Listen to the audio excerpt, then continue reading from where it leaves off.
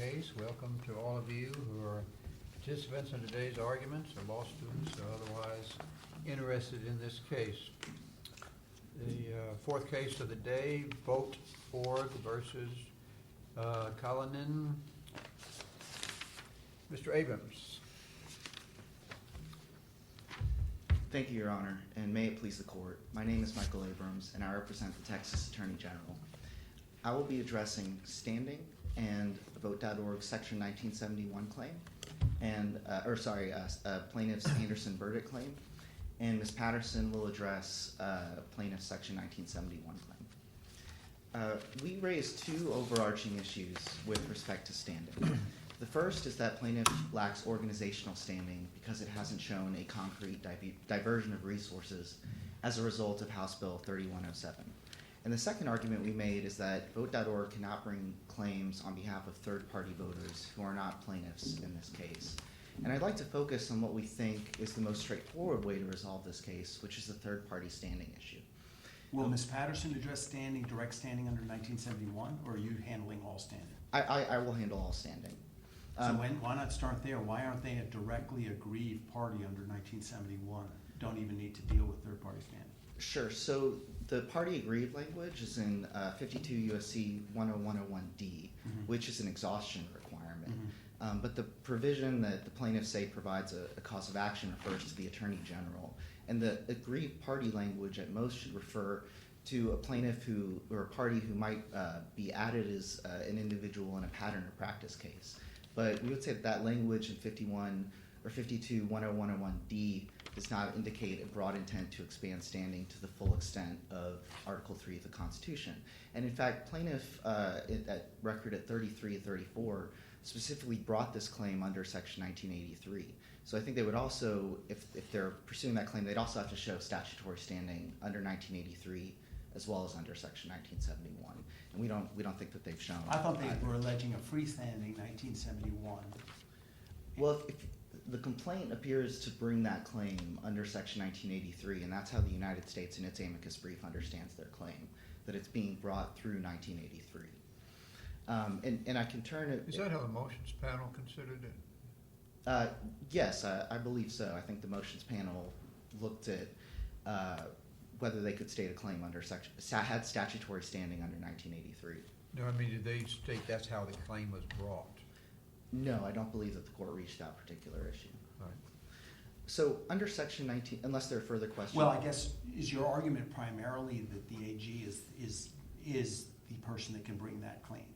If we just Yes, I mean, that is our argument, but our argument also is that even if a private party can bring that claim, that private party should not be a third party that doesn't actually assert voting rights. So it might be a closer question if it were a Texas voter who was saying that the original signature requirement violated their rights under the materiality provision. But it's a further leap to say that a third party that does not have voting rights can bring a materiality provision claim. I guess the essence of their claim is sort of they're like many nonprofits that distribute things, that provide things that are vendors. And therefore, this original signature rule that came into place targeting that particular app they offer is about as direct and traceable an injury as you could have. So that's going to the Article 3 question. Yes. Yes, I agree that the law was enacted because the legislature was concerned that there was a potential loophole in how the fax option was implemented. But that doesn't address the question of whether there's a close relationship between the app and third-party users. In all the cases, the argument would be basically this is an app aimed especially at youth, but maybe also at elderly people, anyone that can't drive and doesn't have a printer. So they really are only going to be able to register easily if they get on the internet and sign on the internet. And this app solves that. Well, I still don't think that any court has ever gone so far as to say a free web app has a close relationship with anyone who downloads that app. If that were the case, then anyone who downloads any application these days on their phone would have a close relationship with the vendor, with the proprietor of that app, and that seems to be a stretch.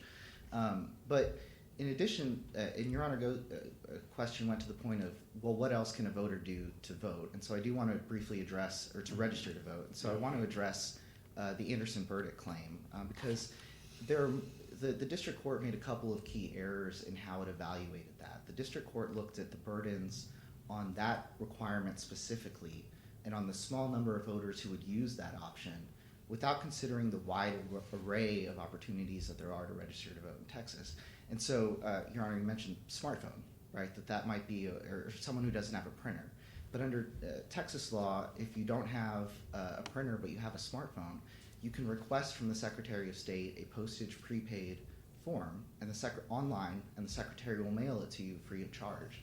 And that's what Anderson verdict requires. It requires an analysis of the totality of the registration options that are available to Texas voters, and not just in isolation how this requirement plays out. And so if you look at the record, you can see that in Travis County, for example, something like 97% of Texans are registered, or eligible voters are registered. Similar numbers in Bexar County. So the record doesn't really bear out that there's any burden on Texas voters as a result of the original signature requirement. On the point you just made about if you don't have a printer, the Texas Secretary of State's required on your request to send you something. Is that before or after you're applying to register by fax? I'm not sure I follow if we're talking about the same thing. Oh, sure. That would be before you register.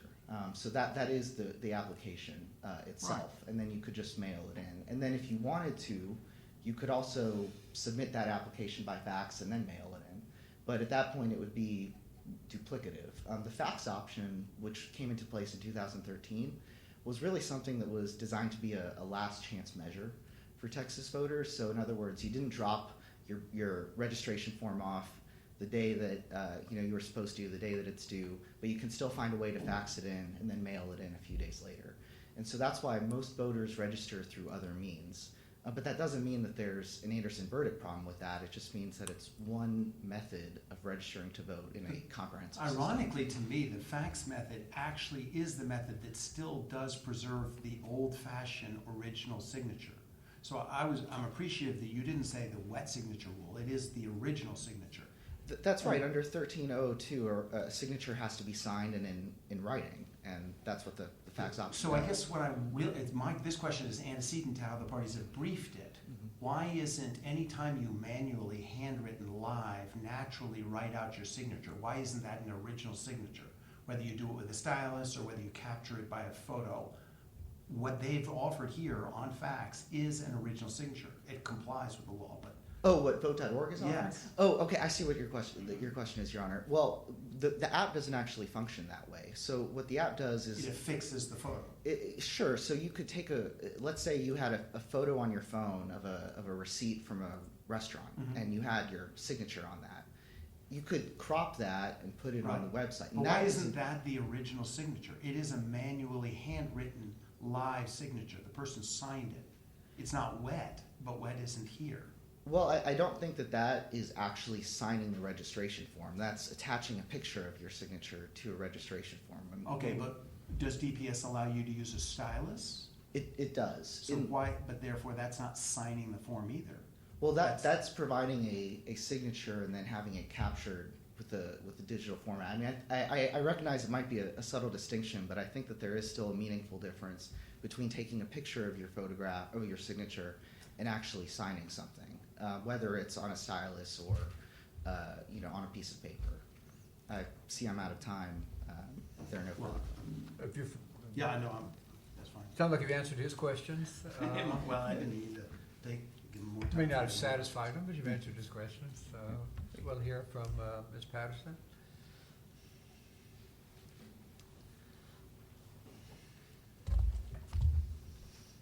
May it please the court. My name is Hamit Patterson, and I'm representing Intervenor Appellants Torres and Penley.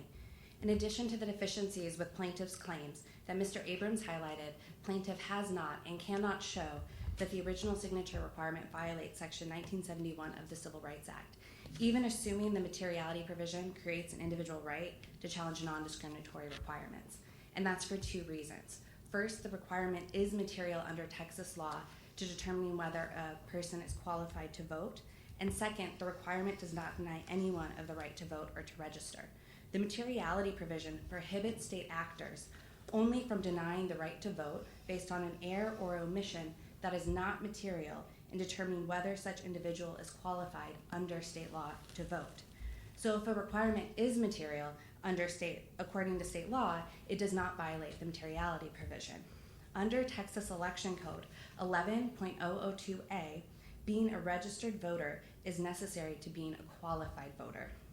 And under Texas Election Code 11.003B and 13.143D2, to become a registered voter via fax, an applicant must submit a registration application and an original signature 4 days after faxing the application. So under Texas law, the original signature requirement is material to determine. Doesn't that seem very circular? If Texas decides to say you've got to pass a literacy test, well then by law you've got to, that becomes a qualification. That doesn't justify it, right? That would be stricken under 1971. So plaintiff. So Texas can't just add qualifications that have no bearing on whether you're a qualified voter. Under the materiality provision, it directs courts to look to what is material under state law. So your answer is Texas could. It would survive a materiality attack if Texas required literacy tests. But there would be other means to challenge it. But yes, So the under answer the is yes. Okay. under the materiality provision, the question is what is material according to state law. This not only is consistent with the statutory text, but it's also consistent with the legislative history, including the legislative history we cite on page 17 of our Because reply when the brief. district court said, why is this material? The answer was because it confirms the statements made above that relate to age and residency. But yours, that's not, are you pressing that somehow the signature, when it's done wetly or in live, somehow confirms what's above more than affixing a signature? We do, Your Honor. We make both arguments. We argue that the original signature requirement is also material because it otherwise affirms the qualifications to vote, because immediately above the line where the original signature is provided, the registration application states the Texas requirements of eligibility, and there's a perjury warning. But we're also arguing that the fact that the state law makes it material ends the court's analysis.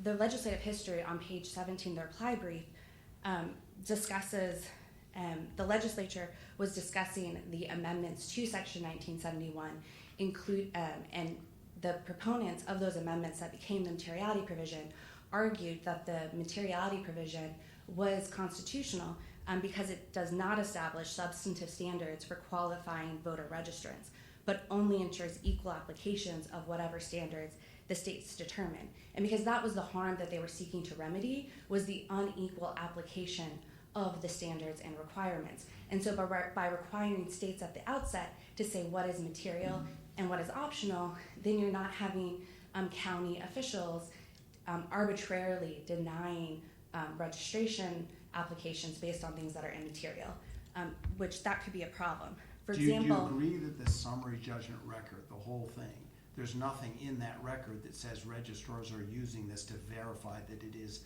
actually the applicant?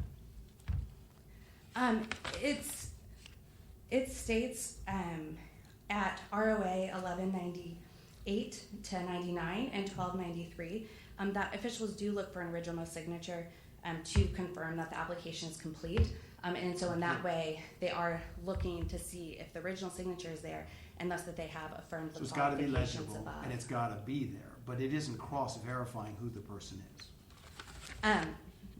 It is not in that way, Your Honor, no. I'd like to point... Just slow down a little bit. So the materiality, you're making two materiality arguments. One is anything Texas puts in there, because they put it in as a matter of law, it is material, it survives this. That's your legal argument. Yes, if Texas law makes it mandatory, and I can give an example of something Texas law does not make mandatory, where then it could create a problem under the materiality provision. And that's in Texas Election Code 13.002D.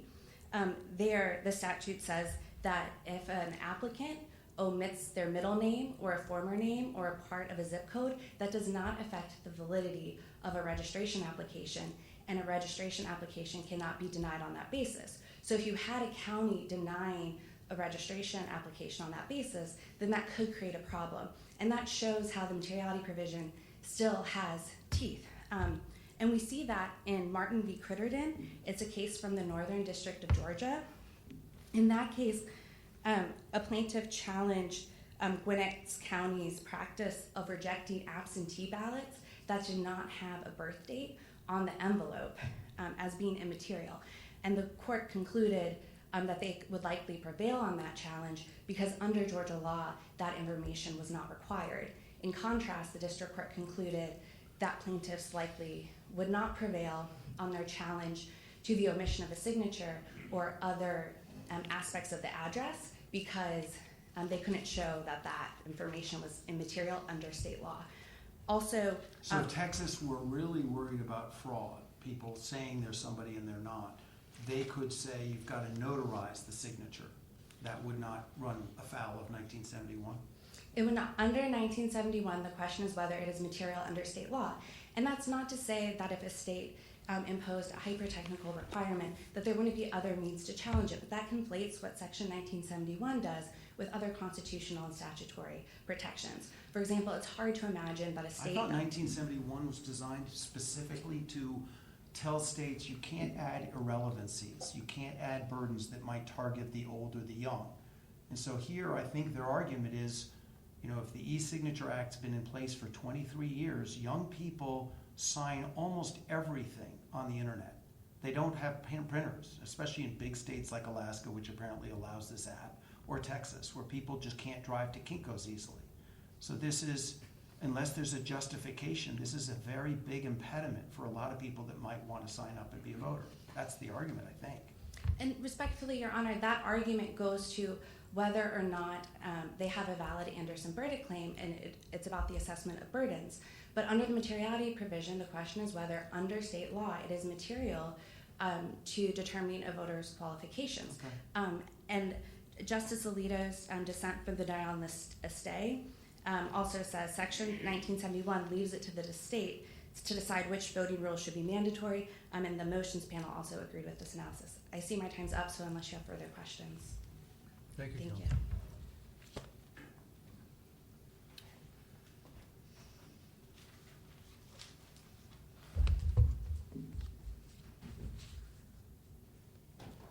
May it please the court, my name is Uzoma Nkwonta, and I represent plaintiff appellee vote.org.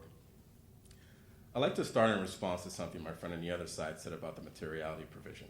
Specifically, we heard my friend on the other side suggest that the materiality provision did not apply here because there are actual reasons for rejecting a voter registration application for lack of a wet signature. Well, I want to give just a couple of excerpts from testimony that Ms. Patterson's clients gave below. So Riel County Administrator Terry Penley was asked below, and this is on ROA 1268, you don't compare the signature on the application to anything else? Answer, no, sir. Question, do you use the wet signature on the voter registration application for any other purpose? Answer, I do not, sir. But Ms. Patterson today is saying she acknowledged that, I heard her say. She acknowledged those records. She's saying Texas can put whatever they want in there, and that makes it material. And Texas absolutely cannot do that. The Congress anticipated this type of circular reasoning and, in fact, imposed certain provisions within the Civil Rights Act to make sure that such reasoning did not deprive individuals of the right to vote. And I'll give you an example of some of those provisions. For instance, subsection E defines vote to include registration and other preconditions to voting.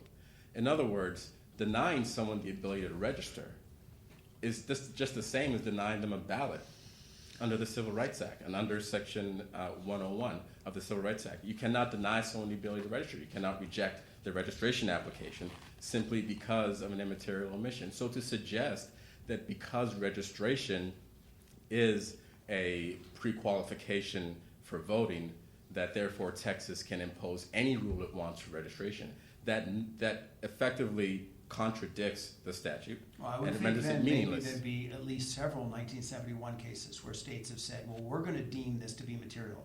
We want the signature to be witnessed, or whatever it is they add in, and have those been stricken? Can you point to case law? Yes. For instance, in Schreier v. Cox, the Georgia legislature imposed a requirement that individuals enter their full Social Security number. And the 11th Circuit affirmed the ruling of the Northern District of Georgia that found that that requirement was not material to determining the qualifications of voters. And the term qualification is important here because the state just doesn't get to define qualification however it wants. It's correct that it refers to qualifications to vote under state law. However, qualification should be considered substantively. What is substantively a qualification to vote? And it's not any rule that the state decides to add to the voting process. And if you think about all of the states that require individuals to be registered in order to vote, then that would suggest that all of those states can define what it means to register and impose whatever type of restriction, including, as Your Honor mentioned, a literacy test even. And that would somehow be outside the purview of the Civil Rights Act. That renders the act meaningless. 1971 itself bars certain things, such as literacy tests, and I think her point would just be, if it's barred by the act, obviously that can't be added back in by the statute. Isn't it correct? Literacy tests are one of the things barred by 1971? It's 101, discriminatory. Subpart A2C or something like this, or anyway, the case you just cited,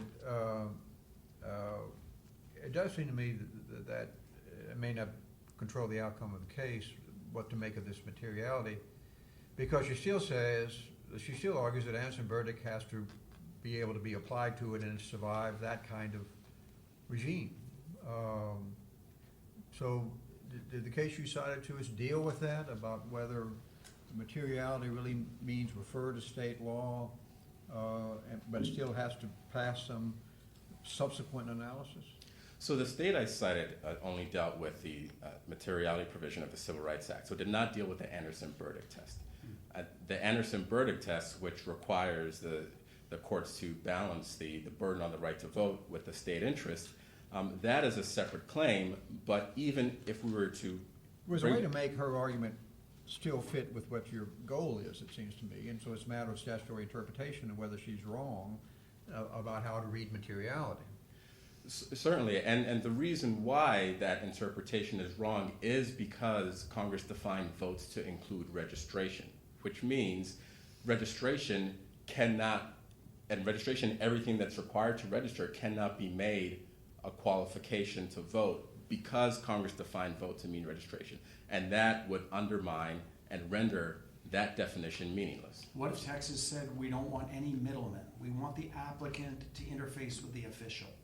So these third-party vendors you use, would that run afoul of the materiality provision? Not necessarily. Right. If the rule were voters have to interface directly with the registrar, then you would look to the text of the materiality provision, and it's not a limitless provision. There are some specific limiting factors. For instance, it applies to errors and omissions on a paper or application or a form. And if there was a rule saying voters have to interface with someone, it's not clear whether that's an omission on a form or an error on a form. So there are some limits there, but allowing the state to define registration as a qualification is not one of them. That completely contradicts the spirit of the law and the text of the law itself. I guess I'm wondering, if we were to accept the logic of your read of the materiality provision, why would Texas even be able to require that the hard copy be sent at all? What's that material to? Well, I think that's not the case before the court, but I will answer your question directly. That may be material to determine whether the individual meets qualifications, because there's information on that form that requires the individual. Right, but I'm assuming the app populates the relevant qualifications. You affix the photo, you send it directly. Why wouldn't the logic of your argument allow you to attack many other ministerial points? And maybe, what are the three qualifications to be a voter in Texas? Residency, age, and citizenship? Yes. Okay, so if that's already in your state ID, when you go to vote and you show them the ID, why wouldn't the logic of your argument be that you don't even have, Texas can't require registration at all? Well, it goes back to the statutory language I pointed to, which is the materiality provision is focused on errors and omissions on a form itself. So it contemplates a form. it contemplates a form and contemplates an error or omission on that form. So this is not the type of slippery slope that opposing counsel may suggest, where every little ministerial rule may be included here. This specifically refers to the practice of requiring or rejecting applications for immaterial omissions and errors that are on a form. And that's exactly what we have here. Whether the signature appears as a wet ink signature or whether it appears as an image, that is immaterial, and that is what the defendants in this case, including the interveners, testified to. They testified that they do not use the wet signature for anything. They just look at the application to determine The word whether wet the is signature nowhere in this case, except in briefs, correct? We're talking about an original signature. Correct. But you aren't arguing that what's there visually is an original handwritten signature, are you? In other words, I guess maybe this backdoors into standing. Without an aggrieved applicant who was denied the right to vote, how do we actually know that what you all send in would be rejected? Well, we know that because it was established in the record, because the county registrars testified that they rejected applications. They were told to by the secretary, correct? First, they were told to by the secretary. The They received- secretary is not the right defendant. Correct, because the secretary does not control their voter registration decisions. But they followed the guidance of the secretary and implemented this rule or this practice. And then HB 3107 came along, and they continued to implement this practice. And now we're pointing to HB 3107 as a source of authority for this practice. So regardless of whether it's a rule or a practice they implemented because of the secretary said so, or because of HB 3107. I guess what I'm saying is we know DPS allows applicants to use a stylus. So the digital capture of the natural signature occurs. Texas does that, correct? Correct. How is this any different? This is an original natural signature that's captured electronically. Isn't it exactly the same thing? It is not different at all. It is exactly the same thing. It is just precluded. So how do we know it'll be rejected, other than sort of atmospherics? And to turn this into a specific question, it gets to standing. What's your best case that a nonprofit organization, so not a commercial vendor, can represent the interests of people it serves wonderfully, Texans who want to vote? So there are two questions in there, and I'll answer them in turn. So the first question is, how do we know that it will be rejected? We know because the county registrars have been rejecting these applications. They testify to that, and we have unrebutted expert testimony showing, based on records submitted by these defendants. But no court has said that. You're not asking us to certify that question. Looks to me like an original signature, to be honest. It's not a wet signature, but it sure looks like identically the original signature Texas accepts.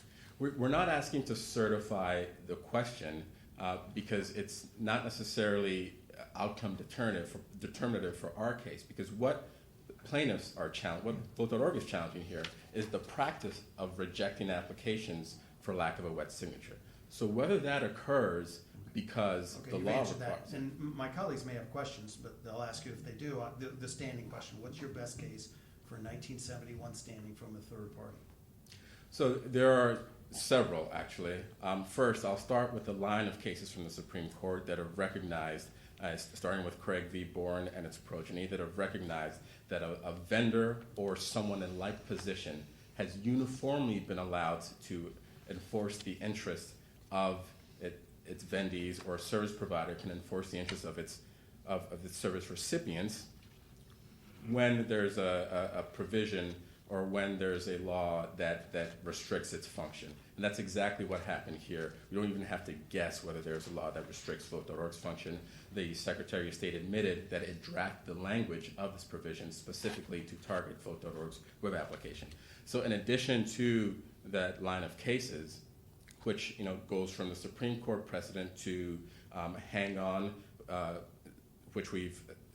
the Fifth Circuit, which we've cited in our brief, and Reliable Solutions from the Fifth Circuit, which we cited in our brief. Both cases involve businesses or organizations asserting claims, asserting the interest of their patrons, of the folks that they provide services to.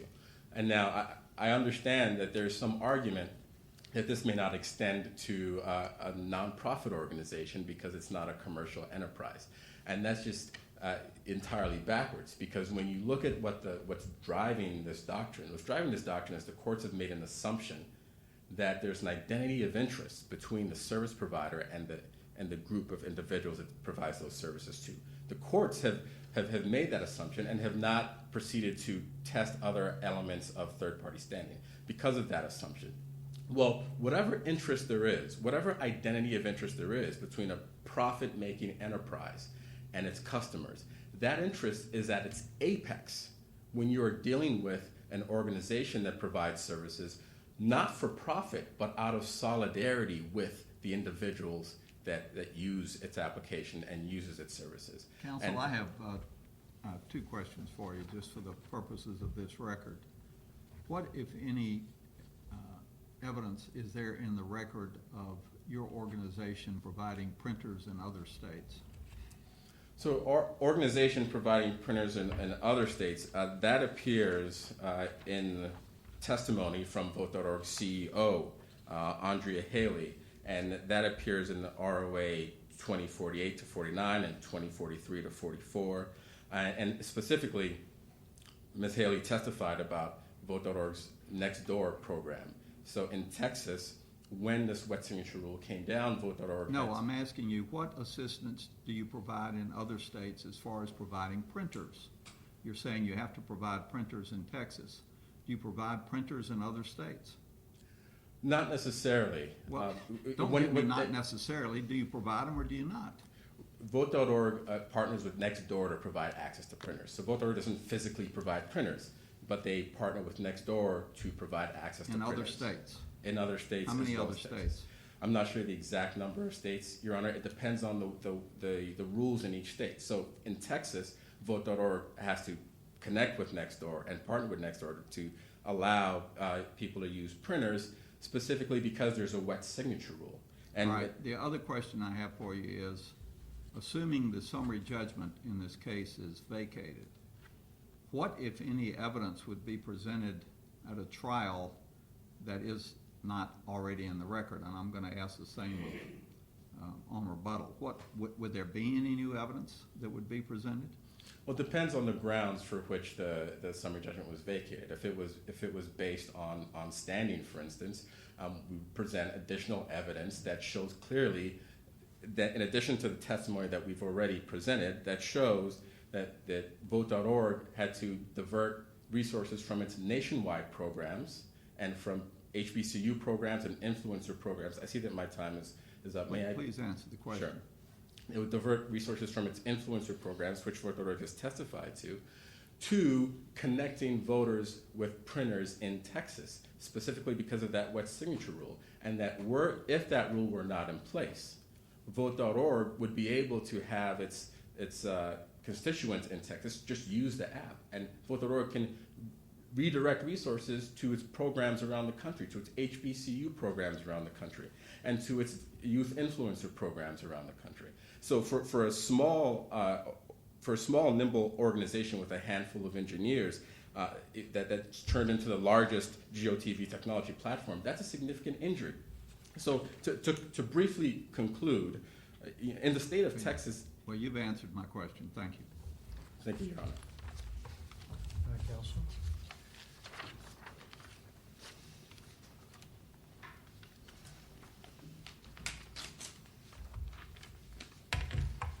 May it please the court, Noah Bokat-Lindell for the United States. I'd like to start out with a series of questions that Judge Higginson was asking opposing counsel about the meaning of the materiality provision in this question of when you are qualified and what states can do. And the reading that the other side has put forward here, that essentially anything that states put forward as a procedural requirement is enough to essentially leave out the materiality provision, goes against the definition of vote in the statute, which expressly modifies the phrase qualified under state law to vote, because the statutory definition of vote includes registration. So you have to plug that in, that addition to the plain meaning controls. And so instead, you're looking at this stage of the voting process at what are the qualifications to register to vote. And Texas has a statute that lays those out. It's Texas Election Code Section 13.001. And it looks extremely similar to the statute on eligibility to vote. It's just missing one thing, which is being a registered voter, because in order to register, you can't already be a registered voter. And those qualifications listed out in that statute are the ones to which the requirement at issue here needs to be material. And those are, residence, age, citizenship, not being a felon. And here the summary judgment record clearly showed that the wet signature rule, the requirement of a wet signature in particular, is not material to meeting any of those qualifications. It's not being used, certainly not directly. The only state interests being put forward were these sort of indirect interests in determining someone's identity or determining the truthfulness of their statements on the form. And all of the summary judgment evidence showed that whether it is a wet signature or not, is not being used to meet any of those purposes. Because your time's limited, what'll help me would be cases. So what's your best case applying 1971 to strike down a state law requirement like this? So I think the Third Circuit's decision in Migliore, which of course was vacated as moot by the Supreme Court, but that doesn't affect its substantive analysis. There, it struck down a requirement that you include the date on the back of your absentee ballot envelope, which is a state law, but the Third Circuit said that that is not material to meeting any of your qualifications either to vote or to cast and have this ballot counted. And the best standing case to extend to outside of a commercial vendor context? Or would the government's view be that Vote.org is bringing this directly as an aggrieved party under 1971, or is it both? The United States does not take a position on any of these I'm asking you for your standing insight issues. into that. Well, I don't have anything for you because we haven't taken a position on this and we haven't asked for or received authorization to do it, so I can't really speak to that. One thing that I will say on those standing issues, because they're sort of getting entangled with one another, just to separate them out a bit, there's Article 3, there is whether there's statutory standing under 1983, and then there's the personal right issue under this particular statute. And I will say that it's not really clear that the interveners preserved that particular argument, that last one.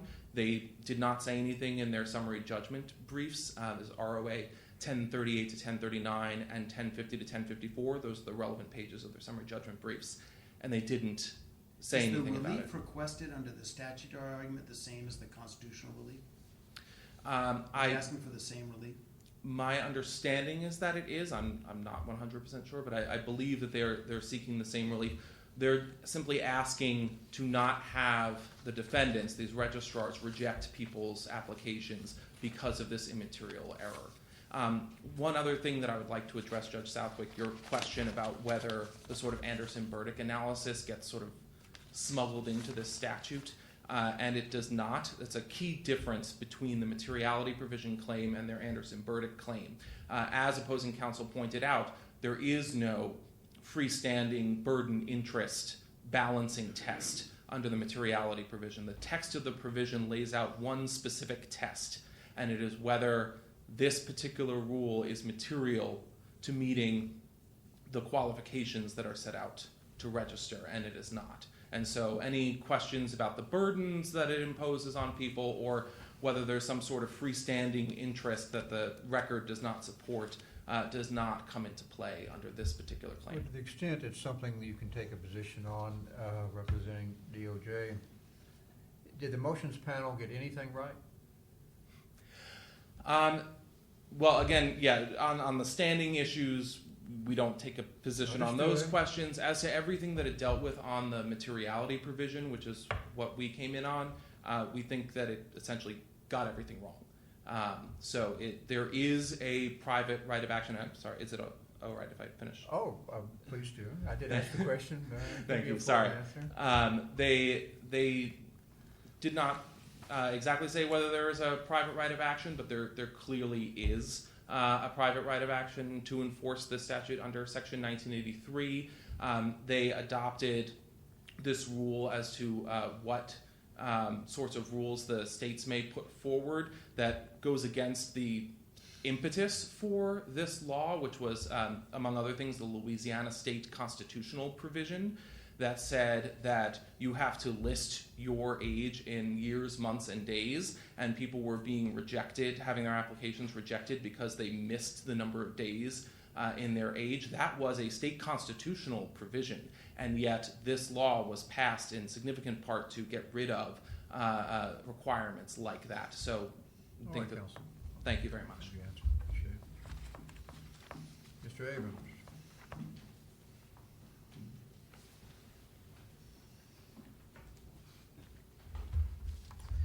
Thank you, Your Honor.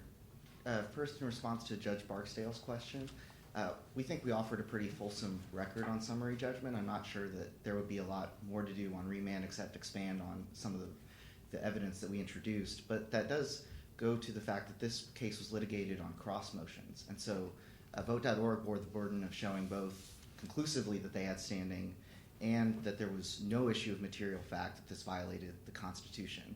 I think at a minimum, there's a fact issue on the Anderson verdict claim, because the state introduced substantial evidence about the minimal burden and the state's interests in ensuring that something like what happened in 2008, where multiple voters potentially didn't have their registration form sent in properly because the signatures were so difficult to read, and making sure something like that wouldn't happen again. And that goes to the core interest that the state has in this requirement. What, if anything, is in the record concerning Texas's interest or feeling, for want of a better term, that there's more security in a signature handwritten than in a signature sent in by a photo? I think that Anything in the record? I think what's in the record that the state relied on is what happened in 2018, where what happened was, using Vote.org's app, something like 259 applications that were supposed to go to Dallas County didn't get sent in the first place. And both Travis County and Bexar County and Cameron County, 3 of the 4 county defendants, testified that they had a lot of problems with reviewing about 15% of the applications that were submitted. And so that's the state's interest. The state, unlike sometimes when a state passes an election law and it's prophylactic and we're just trying to look ahead about what could happen, here the state had tangible evidence in 2018 of what went wrong when this original signature requirement was misconstrued. I also wanted to address the third-party standing issue in the Craig v. Warren line of cases. So I think the bottom line test is there still has to be a close relationship between the third party and the party whose constitutional rights are affected, and there has to be some hindrance to that party being able to bring a claim. And I wanted to raise the hindrance issue too. I'm not sure if there's any reason that a Texas voter who had an issue with this requirement couldn't bring this claim on their own. They could bring a claim under Section 1983 and potentially recover attorney's fees under Section 1988, so it shouldn't be difficult to find an attorney. Some of the biggest cases that this court has seen in the last 5 years in the election context have involved individual plaintiffs bringing suit. Thinking the vote by mail case, for example, from a couple of years ago, there were 3 individual plaintiffs there. So there's no real reason that a voter couldn't bring this claim, but I think the reason there isn't any evidence in the record of an actual voter being hurt by this requirement is because there's no reason that a voter wouldn't find another way to register.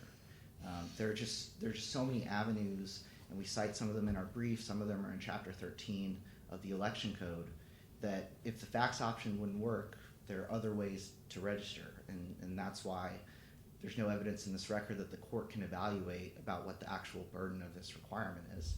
And finally, on the materiality provision claim, my friend on the other side said that we're making a slippery slope argument, but I'm not sure under their reasoning why a signature would be material at all, if they're correct. If we can't require an original signature requirement, I'm not sure why we can require a signature at all, but a signature is essential because it's right beneath on the form the 3 categories to be a registered voter, which is you have to be a citizen, you have to not have a mental impairment or incapacity, and you cannot be a convicted felon. So it's important that Texas voters actually look at those requirements and sign them before they submit the application, and that's the interest that it advances. All right, Counsel. Thank you. Thanks to all of you and the other advocates this morning for bringing these cases to us. We are in recess.